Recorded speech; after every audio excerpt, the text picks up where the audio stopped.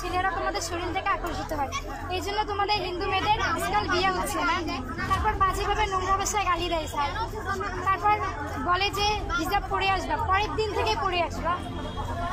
পরের মাঝখানে বাজে ভাষা অনেক তোমরা যে গীতা পাঠ পড়তেছো, তো আমার বাবা মাকে গীতা পাঠের মাহাত্ম্য বুঝে, আমরা যদি না বুঝতাম তাহলে কি পড়তাম? ওনার কথা আমরা গীতা পাঠের মাহাত্ম্য বুঝি না, আমাদের বাবা মাও বুঝে না। তো শরীরে হাত দেওয়ার যে একটা বিষয় উঠছিল, এটা কি সত্যি?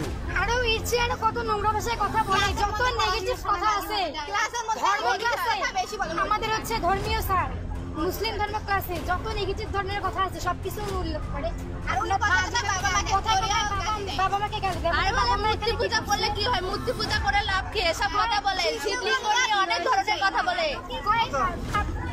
সেই স্যারের নাম কি? মৌলভী স্যার।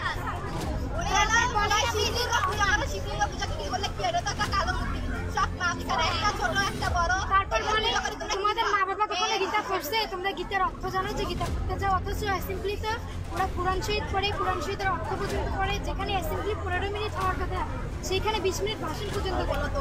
আর আমরা বলছি স্যার 2 মিনিটের জন্য আমাদের গীতা পড়তে হবে না, কয় সময় হয় না। তোমরা গীতা পড়তে আগে কিন্তু গীতা পাঠ হইতো, ওনারা গীতা পাঠ করে এর আগেও বন্ধ করছিল, তারপরে কমপ্লেন দেওয়ার পর শুরু করছে, আবার ওরা বন্ধ করছে। কালকে আমরা যেহেতু বলছি, উনি এখন বলে সময়টা হচ্ছে, কিন্তু উনি কিন্তু বক্তব্য দেয় 20-25 মিনিট করে।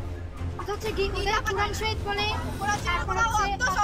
আবার আমাদেরকে বলে 1 সপ্তাহের মধ্যে কোরআন শহীদ তোমরা মুখস্থ করে আসবে, নাহলে ছেলেরা তোমাদের শরীর দেখে এই জন্য